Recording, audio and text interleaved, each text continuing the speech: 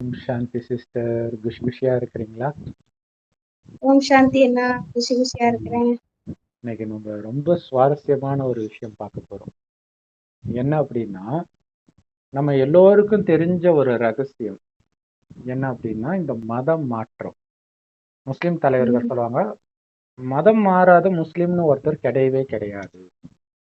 அரபு நாடுகள் தான் உண்மையான முஸ்லிம், மற்றவங்க எல்லாம் மதம் மாறியவர்கள் அவங்களே சொல்லுவாங்க. அவங்களே மற்ற முஸ்லிமை கேவலமா நினைப்பாங்க. ஆனா அவர்களும் மதம் மாறியவர்கள் தான். ஏன்னா அதுக்கு முன்னாடி வேற மதம் தானே இருந்துச்சு, அதுல இருந்து தானே மாறி இருக்கணும். சோ இந்த ஒரு விஷயம் இருக்குது. கிறிஸ்தவர்களும் மதம் மாறியவர்கள் தான், இந்துக்கள் மட்டும்தான் மதம் மாறாதவர்களா இருப்பாங்க. ஏன்னா அது ஏற்கனவே இருந்தது, ஆரம்பத்தில் இருந்தது. இப்ப இந்த மதம் மாறுறதை பற்றி ஒரு பெரிய ரகசியம் அல்லது பெரிய விளையாட்டே கடவுள் பண்ணி இருக்கிறார். ஏன்னா இவங்க பெருமையா நினைச்சுக்கிறாங்க, நம்ம மதத்தை உலகம் ஃபுல்லா பரப்பலாம் அப்படின்னு நினைச்சிட்டு வராங்க. ஃபர்ஸ்ட் நாட்டை பிடிக்கணும்ட்டு வராங்க, அல்லது பல விதமான தவறான காரணங்கள்னால, அதிலும் குறிப்பாக மத வெறி இல்லையா. இப்ப கிறிஸ்தவர்கள் ஒரு விதமா மதம் மாத்துறாங்கன்னா, முஸ்லிம்கள் துப்பாக்கி முனையில மதம் மாத்தி இருக்கிறாங்க. நீ மதம் மாறு, முஸ்லிம் மதத்துக்கு மாறு, இல்ல உன்னை தூக்கு போட்டுருவன்ட்டு சீக்கியர்கள் நிறைய பேரை தூக்கு போட்டிருக்கிறாங்க. நான் மதம் மாற மாட்டேன், அதுக்கு நான் செத்தே போயிடுவேன்ட்டு தூக்கு தொங்கி இருக்கிறாங்க சீக்கியர்கள். ஸோ இந்த மாதிரி நிறைய விஷயங்கள் நடந்திருக்குது. இப்ப கூட சௌராஷ்டிரா இனத்தை சார்ந்தவர்கள்லாம் வடநாட்டுல இருந்து தமிழ்நாட்டுக்கு வந்ததுக்கு காரணமே முஸ்லிம்களுடைய அந்த அராஜகம் தாங்காம தான் வந்தாங்க. அப்ப அங்க பெண்களை தப்பான வழியில பயன்படுத்துறது, வலுக்கட்டாயமா திருமணம் பண்ணிக்கிறது, இந்த மாதிரி விஷயங்கள்னால ஓடி வந்தாங்க. சிலர் மதம் அந்த மாதிரி திருமணம் ஆனவங்க அப்படியே முஸ்லிமா மாறிடுவாங்க இல்லையா. இந்த மாதிரி நிறைய விஷயங்கள் நடந்தது. அவங்க மதத்தின்படி எப்படி இருக்கும் கிறிஸ்தவ மதத்திலும் முஸ்லிம் மதத்திலும் அப்படின்னா, குறிப்பாக பழைய ஏற்பாடு, கிறிஸ்தவ மதம் கூட சொல்ல முடியாது, பழைய ஏற்பாட்டுல எப்படி இருக்கும்னா, ஒரு நாட்டை நீ பிடிச்சிட்டன்னா அந்த மதமே இருக்கிற இடம் தெரியாம நீ அழிச்சிடணும், உன் மதம் மட்டும்தான் அங்க ஃபாலோ பண்ணணும், பண்ணலையே அவனையும் ஃபாலோ பண்ணிடு, இப்படின்னு இருக்கும். ஸோ இதை இப்ப பாத்தீங்கன்னா இப்ப வரைக்கும் ஆப்கானிஸ்தான்ல புத்தர் சிலையெல்லாம் உடைச்சானுங்க. நான் சின்ன வயசுல காலேஜ் படிக்கும்போது உடைச்சாங்க, வேற எதுவுமே இருக்கக்கூடாது அப்படின்ட்டு. இப்ப முஸ்லிம்களே பார்த்து பயப்படுற மாதிரி அந்த நாடு மாறிடுச்சு. அங்க இருக்கிறவங்களே வெளியில போலான்ட்டு நினைக்கிறாங்க. ஸோ இந்த மாதிரி மாறிடுச்சு. ஸோ அப்ப இவங்களுடைய அது மதம் சொல்லுது, அதை ஃபாலோ பண்றாங்க, இப்படி இடிக்கணும், மற்றவங்களை மாற்றணும் அப்படின்ட்டு. இந்த மதத்துல இந்த மாதிரி விஷயமே கிடையாது. ராமாயணத்திலயோ மகாபாரதத்திலயோ மதம் மாத்துறத பத்தியே இருக்காது. ஏன் தெரியுமா? வேற மதமே இல்லையே, அப்ப இருந்தா தானே மாத்துறதுக்கு. அதனாலதான் இல்ல. இவங்க மற்ற மதத்துல இருந்துதான் மாறி ஆகணும். அதுக்காக தான் மதம் மாத்துற விஷயம் பத்தி போட்டிருக்குது. அதை ஃபாலோ பண்றாங்க. ஃபர்ஸ்ட் நாட்டை பிடிக்கிறாங்க. உதாரணத்துக்கு பிரிட்டிஷ் எல்லா நாட்டையும் பிடிக்குது. சூரியனே எங்களுடைய ராஜ்யத்துல மறையாதுன்ற அளவுக்கு உலகம் ஃபுல்லா பிடிச்சாங்க, பெரும்பான்மையான இடத்த பிடிச்சாங்க. அதே மாதிரி முஸ்லிம்களும் அதே மாதிரி அதுக்கு போட்டியாக அவங்களும் பிடிச்சிட்டு இருந்தாங்க. இப்போ வரைக்கும் பிடிக்கிறாங்க.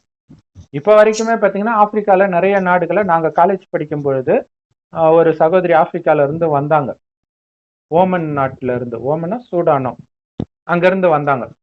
ஏன் வந்தீங்கன்னு கேட்கும்போது, எங்க நாட்டை முஸ்லிம்கள் வலுக்கட்டாயமா மதம் மாத்துறாங்க, இதுக்கு முன்னாடி கிறிஸ்தவ ஆட்சி இருந்துச்சு, அதனால அவங்க கிறிஸ்டினா மாறிட்டாங்க, இப்ப நாங்க முஸ்லிமா மாற விரும்பல, கிறிஸ்டினா இருக்கதான் விரும்புறோம், அதனால நாங்க நாட்டை விட்டு வெளியேறோம்ட்டு வந்தாங்க. ஆப்பிரிக்கா தான் இருக்கிறதுல ஏழ்மைக்கு பேர் போன நாடு இல்லையா. இன்னைக்கும் நமீபியால காட்டு விலங்கு அடிச்சு சாப்பிடுறது, இப்ப என்னன்னா எல்லாத்தையும் முஸ்லிமா மாத்தி விட்டாங்க. ஜென்ரலாவே அந்த மதம் மாறுறது எப்ப எங்க நடக்கும்னா, ஏழைகள் இருக்கிற இடத்துலதான் நடக்கும். பணக்காரர்கள்லாம் மதம் மாற மாட்டாங்க. ஏழைகள், அந்த கீழ் ஜாதி, அவங்களும் பாத்தீங்கன்னா ஏழைகளா தான் இருப்பாங்க. சோ அந்த மாதிரி இடத்துலதான் மத மாற்றமே நடக்கும். சோ அவங்க என்ன நினைக்கிறாங்க, வீக்கா யாரு இருக்கிறாங்களோ அவங்கதான் சீக்கிரமா பலகீனமா மாறிடுவாங்க. அப்படி மாத்தி கொஞ்சம் கொஞ்சமா மாத்தலான்னு அவங்க நினைச்சுக்கிறாங்க. ஆனா பணத்துக்காக கிறிஸ்தவ மதத்துல மாறினது இதெல்லாம் நம்ம கேள்விப்படுறோம். ஆனா இவ்வளவு கஷ்டப்பட்டு மதம் மாத்தினது உண்மையிலே அவங்களே வச்சுக்கிட்ட ஆப்புன்றது அவங்களுக்கு தெரியாது. கடவுள் வைக்கிற ஆப்பு இது. என்ன அந்த ஆப்பு அப்படின்னா, இப்ப முஸ்லிம் நாடு சவுதி அரேபியாலாம் நல்ல பணக்கார நாடு இல்லையா, அங்க இருக்கிறவங்க நல்லா தான் இருக்கிறாங்க. அப்புறம் துபாய் போன்ற நாடுகள் நல்லா இருக்கிறாங்க. ஸோ மற்ற பெரும்பான்மையான முஸ்லிம் நாடுகள்ல ஒண்ணு ஏழ்மை தலைவிரித்தாடும் அல்லது உள்நாட்டு போர் தலைவிரித்தாடும் இல்லையா. இப்ப ஈரான் வந்து மக்களையே அவங்க டார்ச்சர் பண்ணிட்டு இருக்கிறாங்க. மக்கள் ஸ்ட்ரிக்டான அந்த லாஸ், ஹிஜாப் போடுறது இந்த மாதிரி இது. ஒரு பொண்ணு ஸ்லைட்டா முடி தெரிஞ்சிடுச்சுன்ட்டு அந்த பொண்ணை அழைச்சிட்டு போனானுங்க போலீஸ்காரங்க. அது அவங்க அடிச்சு இறந்ததா இல்ல தானா பயத்துல இறந்ததா தெரியல. உடனே அந்த நாடே கொந்தளிச்சுது அரசாங்கத்துக்கு எதிராக. ஸோ அந்த ஈரான் தான் இப்ப பாலஸ்தீன் போரைய வழி நடத்துது, ஈரான்ல இருக்கிற தீவிரவாத அமைப்புகள். ஸோ மொத்தத்துல இது என்னன்னா, எல்லா இடத்துலயும் அந்த தீவிரவாதம், வன்முறை, மொத்தத்துல அமைதி கிடையாது அவங்களுக்கு. எந்த அளவுக்கு மற்ற நாடுகள்ல அவங்க போனாங்களோ அந்த அளவுக்கு அவங்களுக்கு அமைதி இல்லாமல் போகுது. இன்னொன்னு மற்ற இடத்த பிடிக்கிறதெல்லாம் அங்கதான் இருக்குது. இப்ப இந்து மதத்துல போய் வேற நாட்டை பிடிங்கடான்ற விஷயம் எல்லாம் கிடையாது. போமா, வேலை பார்த்தோமா, வந்துமா. அங்க நீ ஹிஜாப் போட சொல்றியா, சரி போட்டுக்கிறோம். எது பண்ண சொல்றியோ பண்ணிக்கிறோம். மனசுல இருக்கிறத அவங்க மாற்ற முடியாது இல்ல. இருக்கிற வரைக்கும் தானே, வெளில வந்தப்புறம் நாங்க எங்களுடைய வழிபடிதான் இருக்க போறோம்ட்டு இருக்க போறாங்க. அதனால இவங்க அமைதியா இருந்துருவாங்க. இன்னொரு விஷயம் என்னன்னா, இந்தியாவில இருந்து வெளியில போறாங்க இல்லையா, அவங்க பணத்துக்காக போறாங்க. இப்ப இந்தியாவில் ஒரு வேலை செய்தால் அவனுக்கு 10,000 தான் கிடைக்குதுன்னா, அதே வேலைக்கு அங்க 30,000 50,000 கிடைக்குதுன்னா போறான். அப்ப இவன் போறது மதம் மாத்துறதுக்கு போல, பணத்துக்காக போறான் இல்ல. இதே வேலை அங்க அதிகமா கிடைக்குது, அதுல ஒரு சிலர் மாட்டிக்கிறாங்க இல்ல, ஒட்டகம் மேய்க்க ஓடுறாங்க, இந்த மாதிரி விஷயங்கள். இப்ப கூட ஆடு ஜீவிதம்னு ஒரு படமே அதை எடுத்தாங்க. அதில் முஸ்லீமே மாட்டுறாங்க. இந்து மாற்றுறது என்ன பெரிய விஷயம்? இங்க இருக்கிற முஸ்லீமே அங்க போனா அவங்க வந்து இங்க இருக்கிற முஸ்லீம் மலம் மதிக்கிறது கிடையாது. ஆடு மேய்க்க விட தான் செய்யறாங்க. சமீபமா அந்த மாதிரி ஒருத்தர் சிஎம் ஐயா எங்களை காப்பாத்துங்கன்ட்டு வீடியோவே போட்டு அது நியூஸ்ல எல்லாம் வந்துச்சு. அப்ப முஸ்லீமுக்கே இந்த நிலைமைனா மற்ற மதத்துக்காரங்க போனா என்ன நிலைமை ஆகும் இல்ல. இந்த மாதிரி விஷயம் நடக்குது அங்க. அடுத்தது ஏழ்மையான நாடுகள்லயும் முஸ்லிம் மதம் இருக்குது, கிறிஸ்தவ மதமும் இருக்குது. ஏழ்மையான நாடுகள், இந்த நமீபியா போன்ற நாடுகள் வந்து கிறிஸ்தவ மதத்தை வளர்க்கணும், முஸ்லிம் மதத்தை வளர்க்கணும்னு போட்டு அவங்க பண்றாங்க. ஏன்னா அங்கதான் மக்கள் சீக்கிரமா ஏத்துக்குவாங்க. இவங்களுக்கு என்னன்னா எல்லாரையும் கிறிஸ்தவர்களா மாத்தணும்ன்ற ஒரு எண்ணம். ஆனா இங்க என்ன நடக்குது உண்மையிலே அப்படின்னா, பணக்கார நாடு முதல்ல ஒரு மதம் தோன்றும் போது அந்த மதம் வந்து பணக்காரவங்களாக தான் இருப்பாங்க. அது எந்த மதமா இருந்தாலும். இப்ப நம்ம வந்து ஒரிஜினல் சொர்க்கமாக முதல் 2500 வருடம் இந்த பாரத பூமி இருக்கும்போது நாம தோன்றியவர்கள்.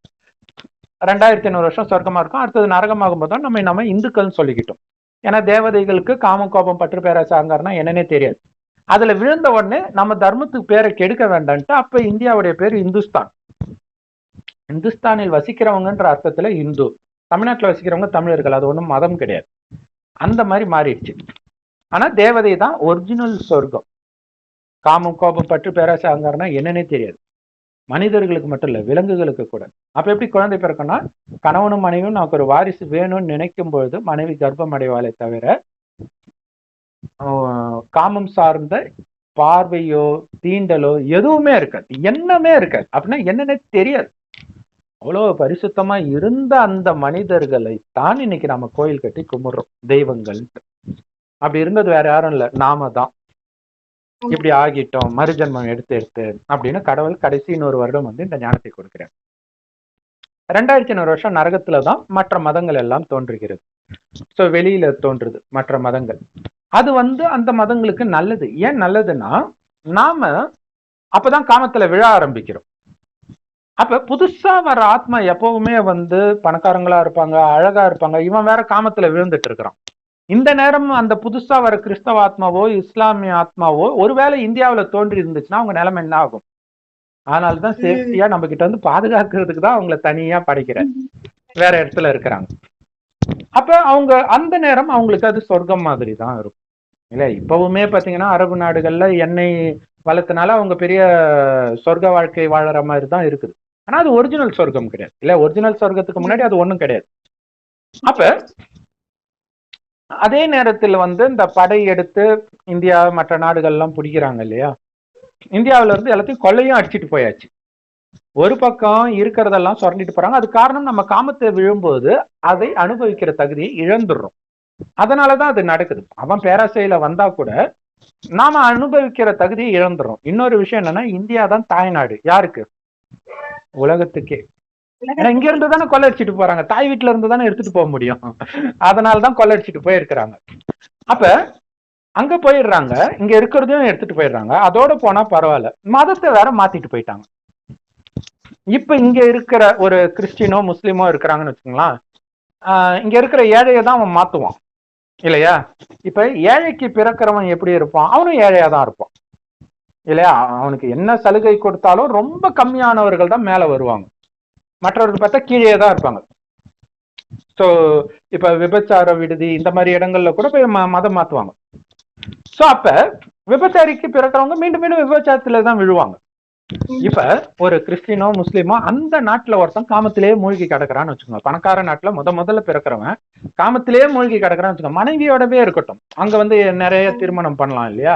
சோ அப்ப காமத்திலேயே மூழ்கி கிடக்குறான், இது இல்லாம விபச்சாரிக்கிட்டையும் போயிட்டு இருக்கிறான், காமமே நினைப்போட பிறக்கிறான்னு வச்சுக்கோ, இறக்குறான்னு வச்சுக்கோங்களேன். அடுத்த ஜென்மம் எங்க திரும்ப பிறப்பான்? இந்தியாவுல அந்த ஏழையான இடத்துல மாத்தி விட்டாம பாருங்க, அங்க வந்து பிறப்பான். இவருதான் ராஜாவா இருந்து மாத்தி இருப்பாரு, அதே இடத்துல இவரு போய் பிறப்பாரு. அவனுக்கே அவன் வச்சுக்கிட்டு ஆப்புது, அவன் மாத்தவே இல்லைன்னு வச்சுக்கோங்களேன், அந்த தர்மம் அந்த தர்மத்துலதான் பிறக்கும். ஆனா இங்க மாத்தி விட்டான் இல்லையா, அங்க வந்து பிறந்துருவான். இப்ப வலுக்கட்டாயமா மாறினவன் வந்து ஒருவேளை அவனுக்கு இந்து மதம் தான் பிடிச்சிருக்குது, பட் வேற வழி இல்லாம மாறினான் அப்படின்னா அவன் இந்து மதத்தை கடவுளை தான் நினைச்சிட்டு இருப்பான் மனசுக்குள்ள. அப்ப அடுத்த ஜென்மத்துல இந்து குடும்பத்துல போய் பிறந்துருவான். ஆனா வம்சத்தை உருவாக்கிட்டான். கிறிஸ்தவ வம்சம் வேணும் இல்லையா, முஸ்லிம் வம்சம் வேணும் இல்லையா? அந்தந்த நாட்டுல யாரெல்லாம் பாவம் பண்றானோ அவன்லாம் ஏழையாக இருக்கக்கூடிய இந்தியா அல்லது வேற ஏதோ நாடுகள், இப்ப இந்தியாவில் ஏழையானவர்கள் நிறைய பேர் இருக்கிறாங்க, ஆனா ஆப்பிரிக்கா போன்ற இடங்கள்ல நாடே ஏழையானதா இருக்குது. பெரும்பான்மையான நாடுகள் வந்து அங்க ஏழையா இருக்குது, அங்க ஃபுல்லா முஸ்லிம்ஸா தான் இருப்பாங்க. அங்க போய் அப்ப மற்ற இடங்கள்ல சண்டையெல்லாம் போடுறாங்களா, அவங்களுக்கு எல்லாம் எங்க தண்டனை அப்படின்னா அங்க போய் கிடைக்கும். சாப்பாட்டுக்கே வழி இல்லாத நிலைமை சொமாலியா அந்த மாதிரி நாட்டுல பிறக்கும் பொழுது அங்க அனுபவிப்பாங்க. அதே மாதிரி இப்ப சண்டை எல்டிடி சண்டை போட்டது, சண்டை போடுறது கோபப்படுறது கடவுளுக்கு எதிரான செயல் தான். நீ எதுக்காக பண்ணாலும் சரி, நீ நல்லதுக்கு பண்ணாலும் சரி, நல்லதுக்கு இல்லாட்டினா, அதனாலதான் ராமர் சொத்தை புடுங்கினதுக்கு சண்டை போடல, அவர் பாட்டுக்கு அமைதியா போயிட்டார். போனதுனால அவருக்கு ஆசீர்வாதம் கிடைச்சது. இல்லன்ட்டு போய் நான் விட மாட்டேன்டான்னு நின்னா உயிர் போயிருக்கும் இல்லையா? சோ அதுதான் இங்க நடக்குது ஒவ்வொரு நாட்டிலையும். அப்ப யாரெல்லாம் எதிர்க்கிறாங்களோ, நான் விடமாட்டேன்னு இருக்கிறாங்களோ, அவங்க கிட்ட இருந்து அனைத்தும் அபகரிக்கப்பட்டு இந்த மாதிரி இடங்கள்ல தள்ளப்படுவாங்க. இப்ப பாலஸ்தீன்ல உக்ரைன்ல இருக்கிறவங்க என்ன பண்ண முடியும்? புல்லு சாப்பிடுறாங்க சாப்பாடு இல்லாம. அங்க அகங்காரத்தை காட்ட முடியுமா? ஆனால் ஒரு குடும்ப பிரச்சனையிலயோ அல்லது ராஜ்யத்திலயோ அகங்காரம் காட்டுறதுக்கான தண்டனை தான் அப்படி பிறக்கிறது, அந்தந்த மதத்தை சார்ந்தார்கள். அதே மாதிரி இப்ப இந்துக்கள் இருக்கிறாங்களா, அப்ப இவங்களும் பாவம் செய்ய மாட்டாங்களா? இப்ப இவனும் போய் அங்க போய் ஒட்டகம் மேய்க்கிறான்ல இல்லையா? அரபு நாட்டுல எல்லாரும் மோசமானவங்க கிடையாது, ஆனா பெரும்பான்மையானவர்கள் அப்படித்தான் இருக்கிறாங்க, நல்லவர்களும் இருக்கிறாங்க. ஏன்னா ஒரு சிலர் சொல்லியிருக்கிறாங்க எனக்கு வந்தவங்க நல்லவங்களா இருக்கிறாங்கன்னா அப்படின்னு சொல்லியிருக்கிறாங்க. அந்த மாதிரி நல்லவங்க கிட்ட போய் அவங்க இருப்பாங்க, மற்றவர்கள் மோசமானவர்கள் கிட்ட மாட்டிக்குவாங்க. விசா பாஸ்போர்ட் எல்லாத்தையும் வாங்கி வச்சிருவாங்க, என்ன பண்ண முடியும் இல்லையா? ஒரு கொத்தடிமையா தான் அங்க இருப்பாங்க. அதே மாதிரி இப்ப பங்களாதேஷ்ல இந்தியா பாகிஸ்தான் பிரிஞ்சுது, அப்ப இந்துவா இருக்கிறவங்க இங்க வந்திருக்கலாம், ஆனா அங்க சொத்து இருந்திருக்கும், அது ஏற்கனவே இந்தியாவா இருந்தது, அதனால வராம இருந்திருப்பாங்க. ஓகே, அவங்களுக்கு பிரச்சனை இல்லை. ஆனால் அவங்களுடைய சந்ததி வருது இல்லையா? சோ இப்பதான் இந்துக்களுக்கு அங்க பிரச்சனை வருது. அப்ப மற்ற இடத்துல பாவம் பண்ண இந்துக்கள் அங்க போய் மாட்டிக்குவாங்க. இப்ப இந்த மாதிரி எல்லா இடங்களுமே இப்ப ஆப்பிரிக்காவிலுமே இந்து மதம் இருக்குதுன்றாங்க, எல்லா இடத்துலயுமே இருக்கும், இங்க இருந்தா தானே போயிருக்கும். அந்த மாதிரி இடங்கள்ல போய் பிறந்திருப்பாங்க. சோ மொத்தத்துல கடவுள் கரெக்டா பண்றாரு எல்லாத்தையும். இந்த வலுக்கட்டாயமா மதத்தை மாத்துறோன்றது நன்மைக்குன்னு அவங்க நினைச்சுக்கிறாங்க. ஒருவேளை மதம் மாத்தாம இருந்திருந்தால் இந்த மாதிரி அவங்க மற்ற நாடுகள்ல பிறக்க முடியாம போயிருக்கும், கஷ்டப்படாம போயிருக்கலாம். ஆனால் நாடகத்தின்படி அனைத்தும் சரியாக நடக்குது அப்படின்னு கடவுள் சொல்றாரு. இந்த ரகசியம் தெரிஞ்சிருந்தா எவனாவது மதம் வலுக்கட்டாயமா மாத்தி இருப்பானா? ஏன்னா மாத்தின இடத்துல அவன் வந்து பிறப்பான், அதுதான் அங்க பெரிய ஆச்சரியம்.